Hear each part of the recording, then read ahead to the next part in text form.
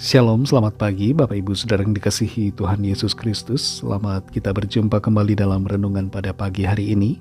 Kita bersyukur karena Tuhan baik, dan kalau kita boleh ada saat ini, semua karena Tuhan belum selesai dengan kita di bumi ini.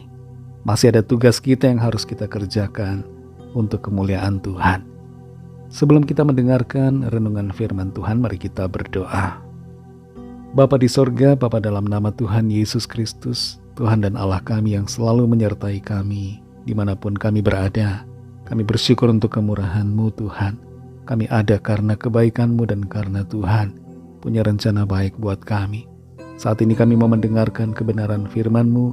Urapilah kami ya Bapa supaya kami mengerti dan mentaati setiap kehendak-Mu. Dalam nama Tuhan Yesus kami berdoa. Haleluya. Amin. Saudara yang dikasih Tuhan, ayat firman Tuhan saat ini terdapat dalam Injil Matius pasal 19 ayat 22-24. Tertulis demikian. Ketika orang muda itu mendengar perkataan itu, pergilah ia dengan sedih sebab banyak hartanya. Yesus berkata kepada murid-muridnya, "Aku berkata kepadamu, sesungguhnya sukar sekali bagi seorang kaya untuk masuk ke dalam kerajaan sorga.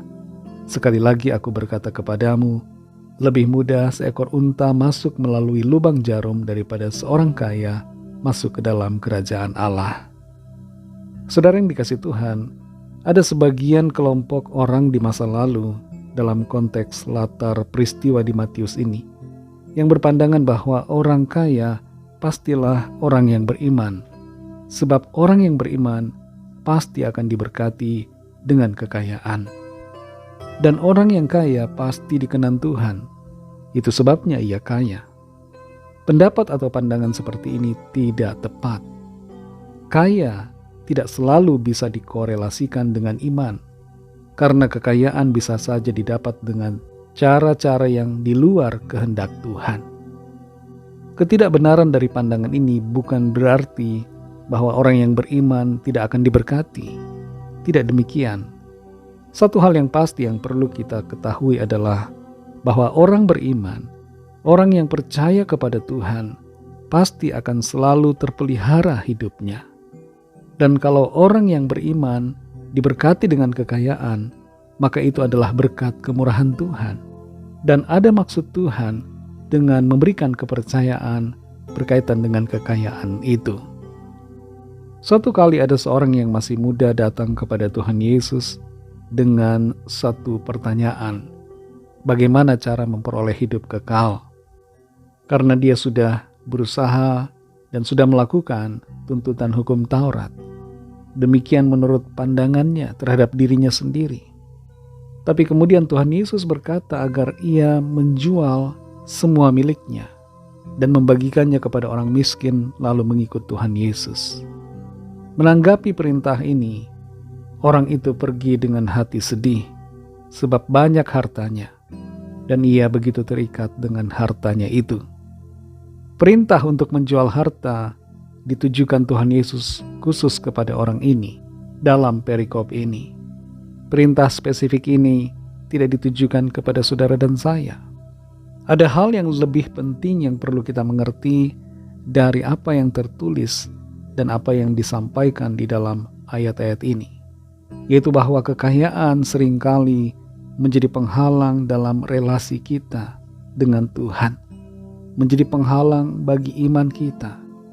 Tuhan Yesus tidak mengatakan bahwa menjadi kaya itu salah, tapi cinta pada kekayaan itulah yang dapat menghalangi seseorang untuk datang kepada Tuhan sepenuhnya dan mengalami kehidupan yang kekal.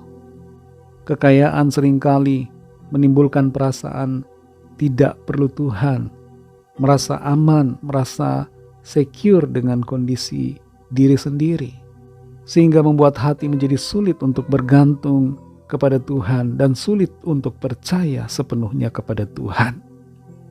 Orang yang kaya dikatakan sulit masuk kerajaan Allah.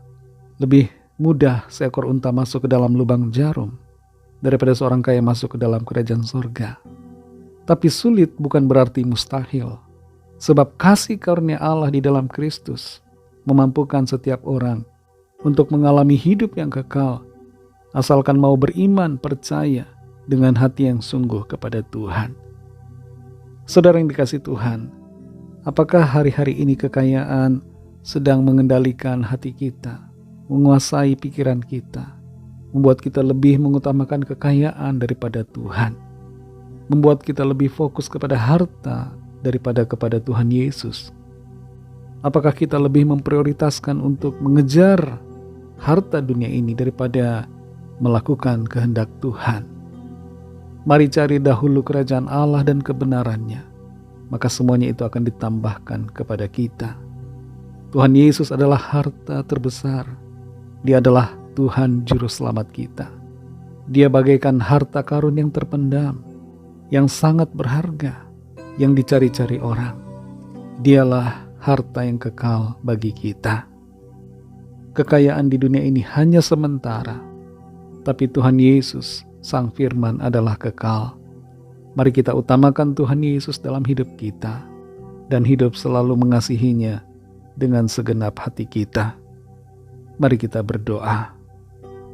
Terima kasih Tuhan Yesus, kami mengucap syukur ya Bapa untuk firman-Mu yang sudah kami dengar pada saat ini, yang mengajar dan menegur kami untuk kami tidak terikat kepada harta kekayaan dunia ini, tapi kami senantiasa berfokus kepada Tuhan, mengutamakan Engkau, bersuka cita di dalam-Mu yang adalah kekayaan kami yang sejati. Tolong kami Tuhan supaya iman kami terus bertumbuh di dalam Engkau, bertumbuh dengan benar, menjadi semakin sempurna dalam pimpinan-Mu. Terima kasih untuk firman-Mu. Berbicaralah terus kepada kami ya Roh Kudus, supaya kami semakin mengerti akan kehendak-Mu Tuhan. Berkatilah kami dalam segala tugas aktivitas kami hari ini, dalam studi, dalam pekerjaan, usaha, pelayanan, dalam segala aktivitas kami, di rumah dan di luar rumah. Berkati, lindungi kami, jadikan kami berhasil dan berkemenangan di dalam segala perkara. Kami berdoa bagi yang sedang dalam keadaan sakit, jamah ya Tuhan, sembuhkan, pulihkan dengan kuasa-Mu, lawat setiap kami dan sempurnakan tubuh kami. Yang sedang putus asa, yang diliputi kecemasan, jamah ya Tuhan, pulihkan dan sembuhkan, berikan hati yang penuh sukacita dan berpengharapan di dalam Tuhan. Yang sedang dalam persoalan, masalah keuangan, masalah pekerjaan dan dalam berbagai masalah lainnya, berikanlah pertolongan-Mu ya Tuhan, nyatakan kuasa mujizat-Mu bagi setiap kami. Berikan kami hati yang sabar untuk menantikan pertolongan Tuhan. Kami bersyukur dan serahkan semua ke dalam tangan kasih-Mu. Dalam nama Tuhan Yesus Kristus, Tuhan dan Juru Selamat kami sudah berdoa dan mengucap syukur. Haleluya. Mari sama-sama kita berdoa doa Bapa kami. Bapa kami yang di sorga, dikuduskanlah nama-Mu, datanglah kerajaan-Mu, jadilah kehendak-Mu di bumi seperti di sorga. Berikanlah kami pada hari ini makanan kami yang secukupnya, dan ampunilah kami akan kesalahan kami, seperti kami juga mengampuni orang yang bersalah kepada kami. Dan janganlah membawa kami ke dalam pencobaan, tetapi lepaskanlah kami daripada yang jahat, karena Engkaulah yang punya kerajaan, dan kuasa dan kemuliaan, sampai selama-lamanya. Amin. Terimalah berkat Tuhan. Tuhan memberkati engkau dan melindungi engkau. Tuhan menyinari engkau dengan wajah-Nya dan memberikan kasih karunia. Tuhan menghadapkan wajah-Nya kepadamu dan memberikan damai sejahtera.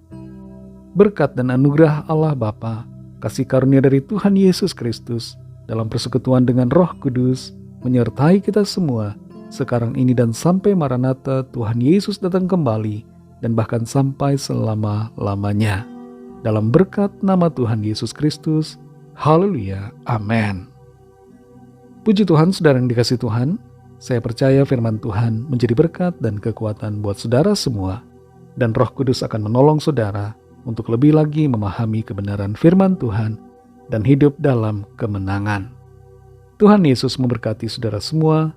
Sampai jumpa dalam renungan yang berikutnya. Haleluya.